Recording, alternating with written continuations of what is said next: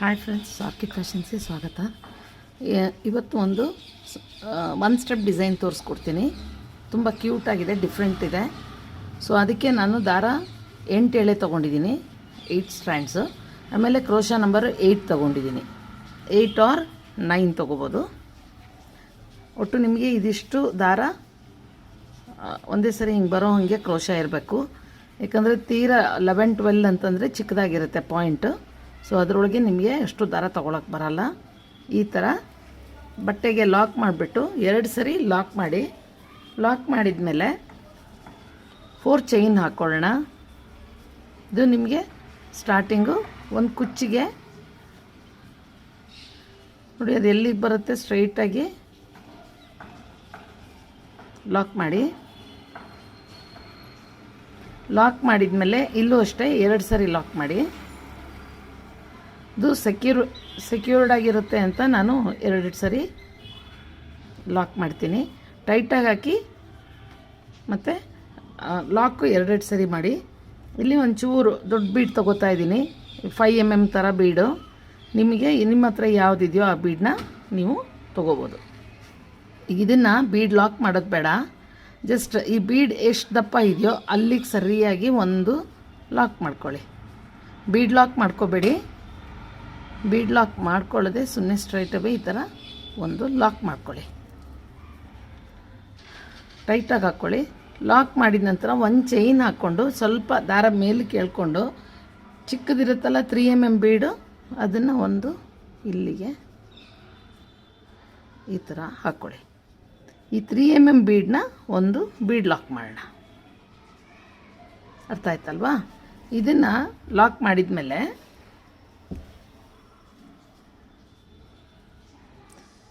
Crochet ಮೇಲೆ ಒಂದು ಸರಿ ದಾರ ಹಾಕ್ಕೊಂಡು ಇಲ್ಲಿ ಲಾಕ್ ಮಾಡ್ಕೊಂಡಿರ್ತೀವಲ್ವ, ಈ ಲಾಕ್ಗೆ ಹೋಗಿ ಒಂದು ಡಬಲ್ ಕ್ರೋಶ ಹಾಕ್ಕೊಳ್ಳಿ.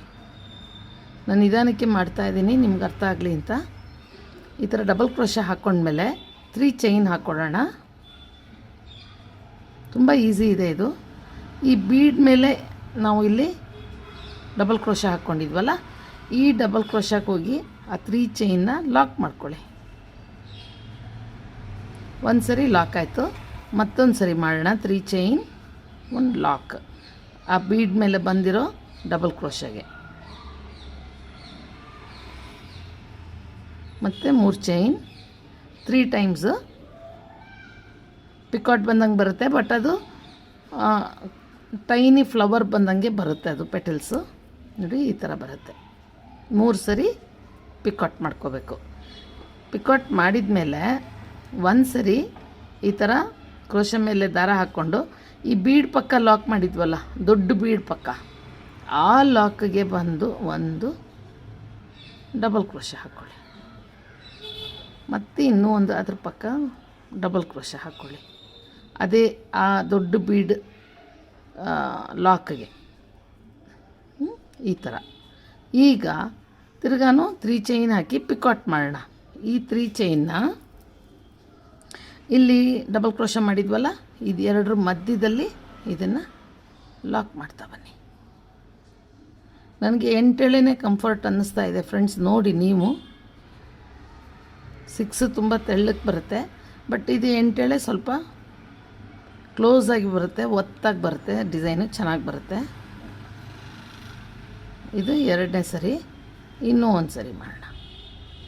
3 ಚೈನ್ ಮತ್ತು ಅದೇ ಡಬಲ್ ಕ್ರೋಶಾಗಿ ಬಂದು ಲಾಕ್ ಮಾಡಬೇಕು. ಹೇಳ್ಕೊಳ್ರಿ. ಲಾಕ್ ಮಾಡಿದ ಮೇಲೆ ಒಂದು ಸರಿ ದಾರ ಸುತ್ತಕೊಂಡು ಕ್ರೋಶ ಮೇಲೆ ಒಂದು ಡಬಲ್ ಕ್ರೋಶ ಮಾಡ್ಕೊಳ್ಳಿ. ಎಂಡಿಂಗ್ ಇದು, ಈ ಪ್ಯಾಟ್ರನಿಗೆ ಅದು ಎಂಡ್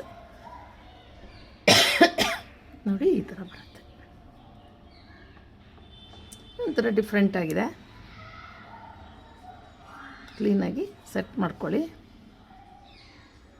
ಇದನ್ನು ಎಲ್ಲಿಗೆ ಬರುತ್ತೆ ಅಲ್ಲಿಗೆ ಲಾಕ್ ಮಾಡ್ಕೊಳ್ಳಿ. ನೋಡಿಕೊಂಡು ಲಾಕ್ ಮಾಡಿ. 2 ಟೈಮ್ಸ್ ಲಾಕ್ ಮಾಡ್ಬೋದು, ತೊಂದರೆ ಇಲ್ಲ.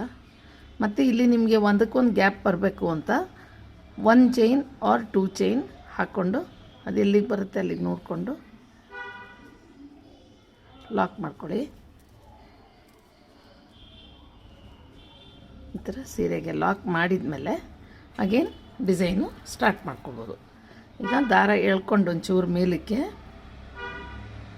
ಬಿಗ್ ಬೀಡ್ ಹಾಕ್ಕೊಳ್ಳೋಣ. ಬಿಗ್ ಬೀಡ್ ಹಾಕ್ಕೊಂಡು ಲಾಕ್ ಮಾಡ್ಕೋಬೇಡಿ ಬೀಡನ್ನ, ದಾರನೂ ಬೇಡ ಕ್ರೋಶ ಮೇಲೆ.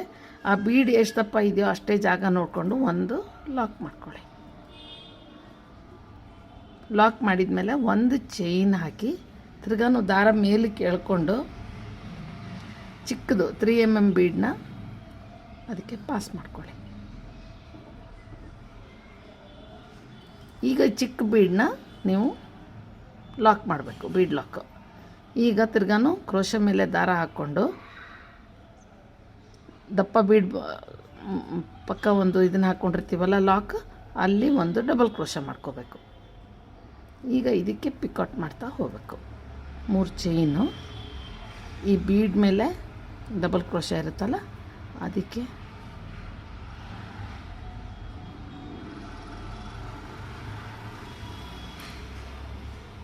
ಸೆಕೆಂಡ್ ಟೈಮ್ ಆಯ್ತು ಇದು,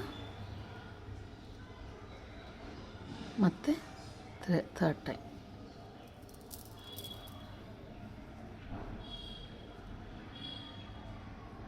ಈ ಥರ ಮಾಡಿದ ಮೇಲೆ ಒಂದು ಸರಿ ಕ್ರೋಶ ಮೇಲೆ ದಾರ ಹಾಕ್ಕೊಂಡು ಆ ಬಿಗ್ ಬೀಡ್ ಪಕ್ಕ ಲಾಕ್ ಮಾಡಿರ್ತೀವಲ್ಲ ಅಲ್ಲಿ ಈ ಥರ 2 ಸರಿ ಡಬಲ್ ಕ್ರೋಶ ಹಾಕ್ಕೋಬೇಕು. ಡಬಲ್ ಕ್ರೋಶ ಹಾಕ್ಕೊಂಡು ತಿರ್ಗಾನು ಪಿಕೌಟ್ ಮಾಡ್ತಾ ಹೋಗೋಣ. 3 ಚೈನು ಈ ಫಸ್ಟ್ ಡಬಲ್ ಕ್ರೋಶಾಗೆ ಪಿಕೌಟ್ ಮಾಡಬೇಕು. ಒಂದು ಸರಿ ಫಾಸ್ಟಾಗಿ ಆಗುತ್ತೆ ಇದು. ಬೀಡು ಒಳ್ಳೆ ಕ್ವಾಲಿಟಿ ಹಾಕ್ಕೊಳ್ಳಿ. ಮತ್ತು 3 ಚೈನ್ ಮತ್ತು ಒಂದು ಪಿಕೌಟ್.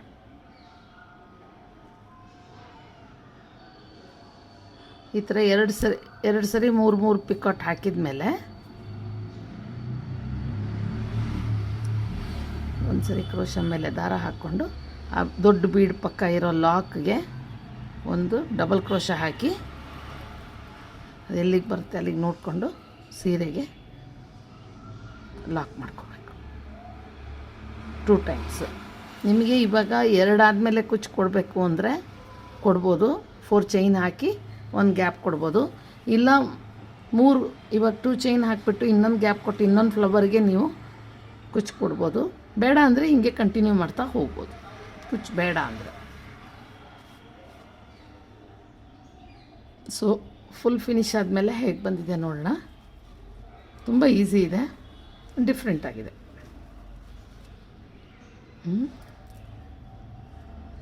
ಸೊ ಮಾಡ್ತಾ ಹೋಗೋಣ. ನೋಡಿ, ಇಲ್ಲೊಂದು ಫ್ಲವರ್ ಬರುತ್ತೆ, ಇಲ್ಲೊಂದು ಫ್ಲವರ್ ಬರುತ್ತೆ. ಸ್ಲ್ಯಾಂಟ್ ಇದೆ, ಡಿಫ್ರೆಂಟ್ ಆಗಿದೆ, ಮತ್ತು ಒಂದೇ ಸ್ಟೆಪ್ಪು ಈಸಿ ಇದೆ. ಸೊ ಮಾಡ್ತಾ ಹೋಗೋಣ. ಫುಲ್ ಫಿನಿಶ್ ಆದಮೇಲೆ ಹೇಗೆ ಬಂದಿದೆ ಅಂತ ನೋಡೋಣ. ಫ್ರೆಂಡ್ಸ್ ನೋಡಿ, ಫೈನಲಾಗಿ ಈ ಥರ ಕಾಣುತ್ತೆ.